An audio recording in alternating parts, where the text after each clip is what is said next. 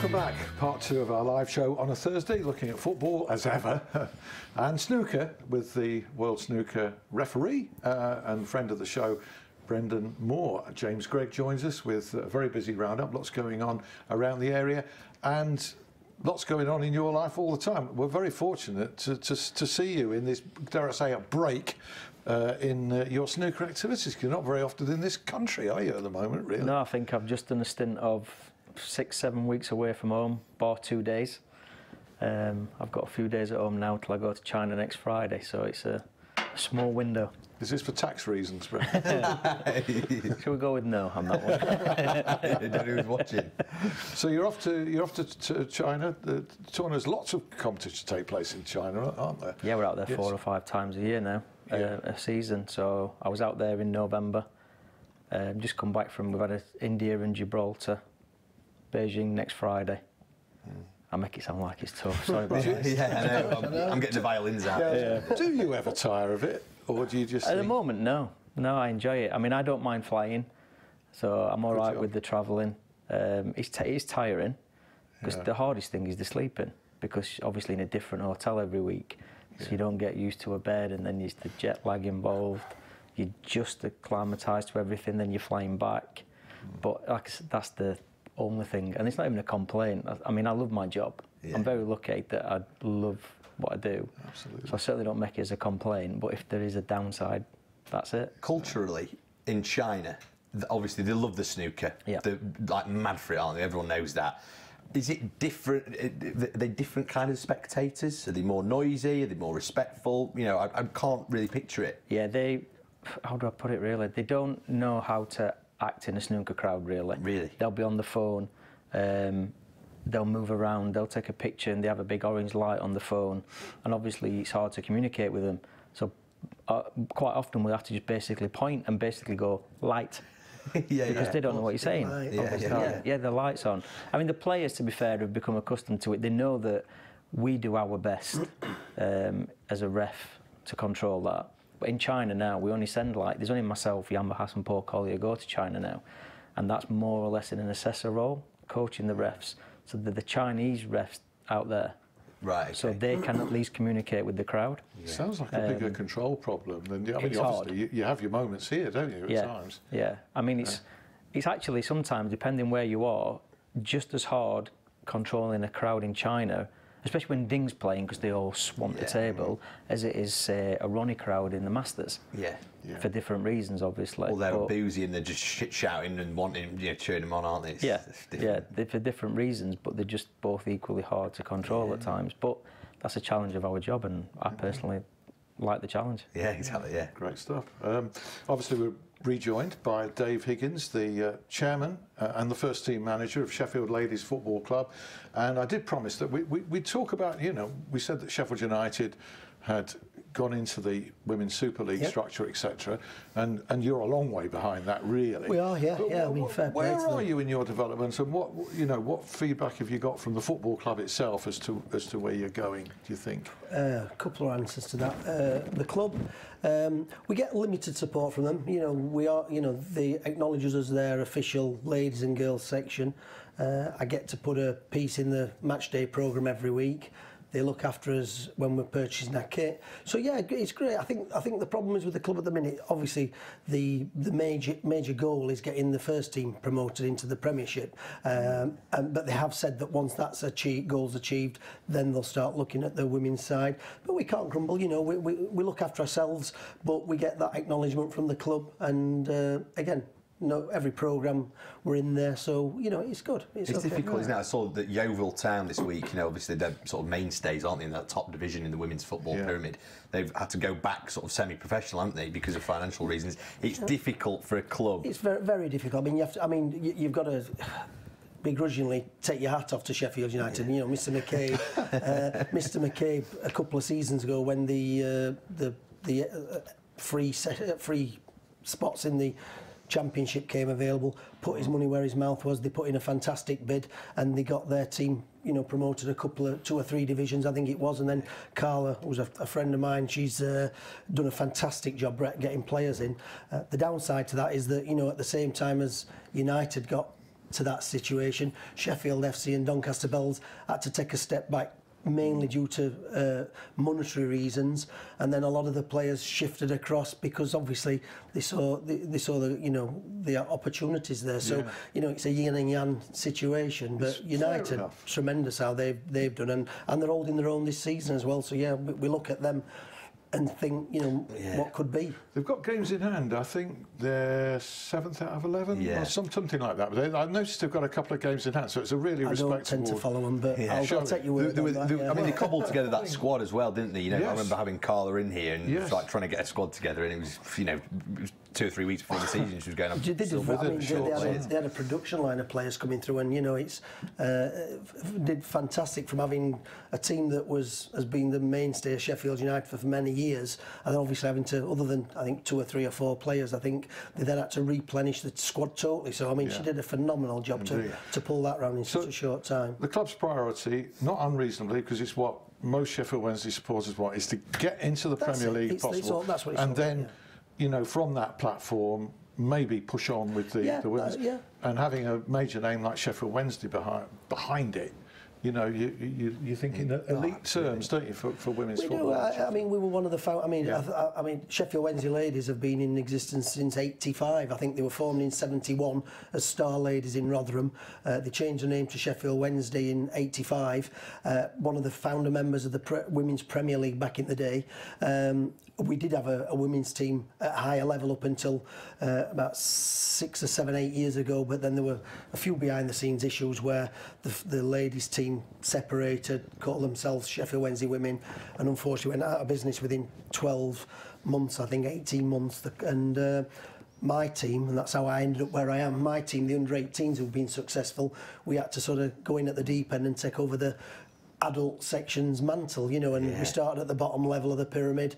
We've moved up 2 or 3 levels, you know, divisions since then, and you know, we've had a good season this year, and we've now got, I think, 12 teams, got 3 adult teams. It's good. It's excellent. Good. Brilliant.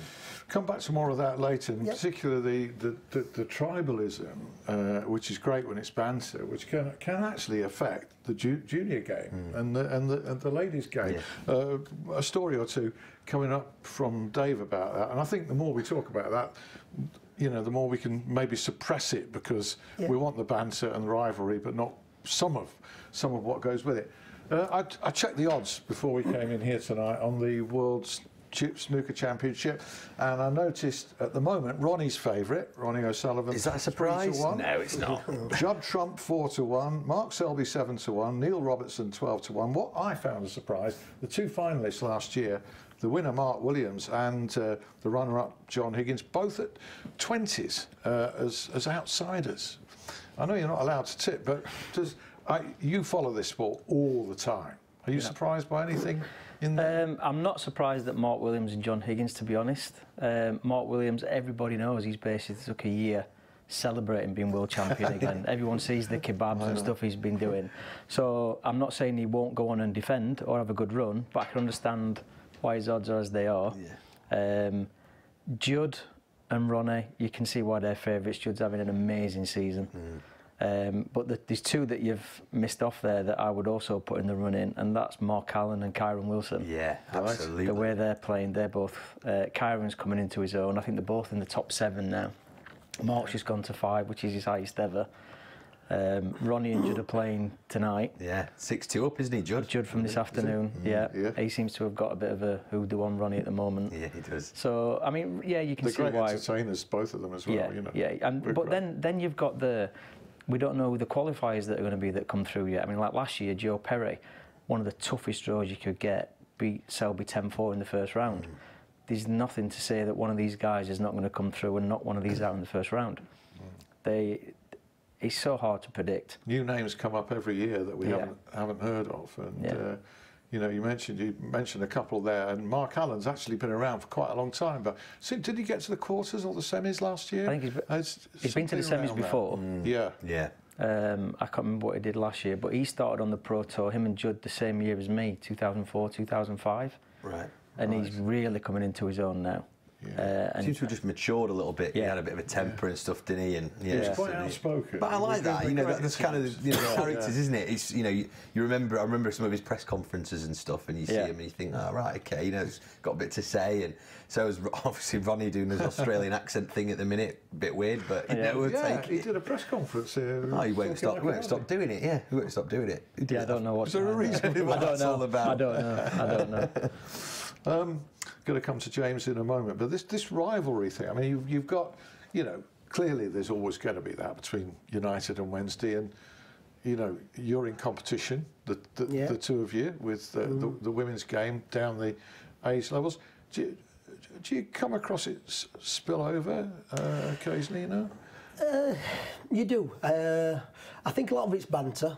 But you do see it, to be fair, even at the younger age groups. It's not the teams that play; it's the parents. Yeah. They always tell you, whether it's boys, girls, women, men. They tell you, when you have players come to your team, trial the parents, don't trial the trial the parents, don't trial the players, because it tends to be the sidelines, and it. A lot of the time it is banter, but it's like in the senior game, you get Rotherham, and it's controversial, you get Rotherham and United having the loving and all 18 Wednesday. Well, we get that same at the junior level. Our under-10s get a little bit of stick because of how successful they are, and teams tend to join up together, and you get a bit of this social media. But it's in jest. It's up a bit of interest, isn't it? It's in jest. Yeah, it's in social media stick.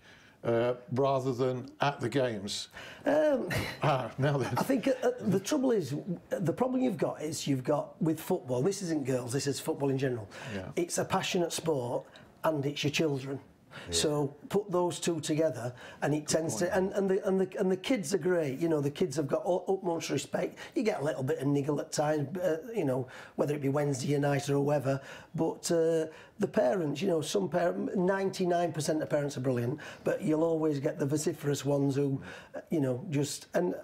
I'm sure we've got the odd one or two in our club. I mean, we run a very tight ship, so we try and clamp down on this type of thing, but you see it on the sidelines. Okay, well anyway, let's not talk about the negatives, because there's plenty of positives. Oh, loads of positives. We were saying in the break that we once had a guest here who came shoeless and sockless to the studio, came off the beach in flip-flops. That was Keith Senior. But you wouldn't tell me otherwise, would you? No, we've got a guy here tonight with odd socks. But there's a good reason for it. Odd socks. I wear odd socks all the time, but because they're always dark, nobody can tell.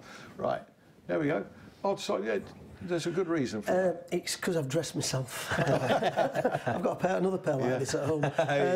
It's World Down Syndrome Day, and it's odd socks. I'm no expert, but apparently the Down syndrome's all about chromosomes, and they are shaped like socks, and any Down syndrome children have an extra chromosome, so that's the reason for it. And I like to play my bit and support these great causes. Brilliant. And it's World Down Syndrome Day today, March 21st. Well done. Thanks very much. Thanks for doing that. That's great, and for telling us a bit more about it than things that we should have known. Yeah, absolutely.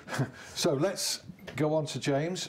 Crikey, I've made one or two notes about other things that are going on. Well, absolutely. I think I might pinch a couple of those, Alan. There's no games for our two championship clubs in the city this weekend, as you know. It's that dull period where everyone's pulling their hair out because it's the international break. But there's still plenty of stuff going on. Quick word on the international break. Scotland played earlier. They got pumped 3-0. But good news for Sheffield Wednesday's Liam Palmer. He played 90 minutes. Yeah. Brilliant stuff, even though it was a defeat. But I don't think any mistakes from reading the match reports and stuff from him. So good stuff. I mean, what a sort of turnaround he's had in his career, really. It's been terrific. It's been incredible. It's been absolutely fantastic. And I looked anxiously. I didn't see the game, but I looked anxiously to see if he'd been substituted.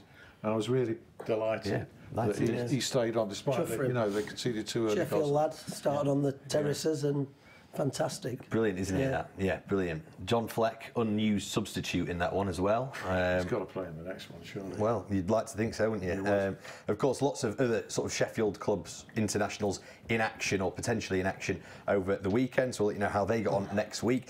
Non-league, though, we've been banging on about this for a few weeks now, obviously with our last couple of guests we've had in the studio. Huge week in the Northern Counties East League Premier Division.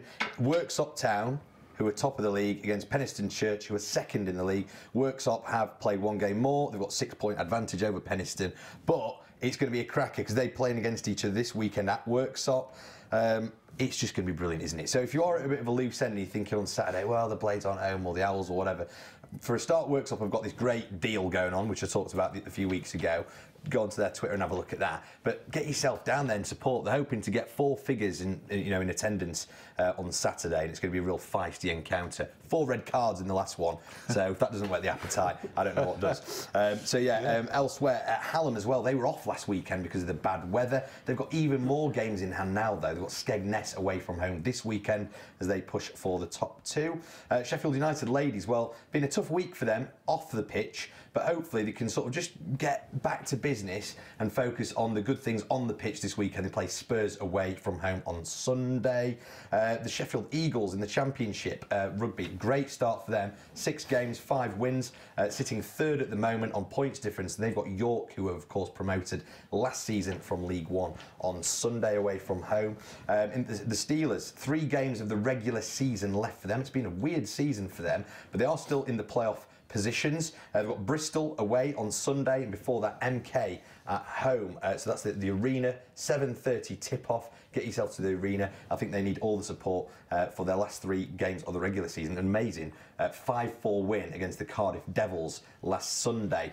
Brilliant result because they've been a real bogey team for the Steelers over the last couple of years. And we'll finish off with the Rugby Union. Tigers, they're at home to Wharfdale in National 2 North on Sunday. And Sheffield Rugby Club, they play against Scunthorpe away from home on Saturday. And the Sheffield Sharks, they've got league leaders London Lions away from home tomorrow. Wow, that's great. So much going on. Loads going on. Just to top and tail something that we didn't talk about when Chris Turner, the former Sheffield Wednesday player and manager, was in here a few weeks ago. We didn't talk about it on the show, but there were things going on behind the scenes, and they've crystallised this week. He is very much involved in the formation of a new football club in Wakefield, which is a city with a population of 100,000. It's rugby league country. However, you can imagine the potential there for what will be AFC Wakefield, and Chris, there's massive investment in it. There's going to be a £10 million stadium development at the Wakefield Trinity Rugby League ground. That's right. They're getting behind the women's. We play Wakefield Ladies in our division. And I was talking to their manager when we were there last month, and they're moving across and becoming the. I didn't know the name then, but the Wakefield Trinity or AFC Wakefield. AFC Wakefield. So they're taking a women's team over there as well. That's brilliant. Good, yeah. That's really good. Good for the area as well, because they're kind of lacking that, aren't they? Yeah. So. Yeah.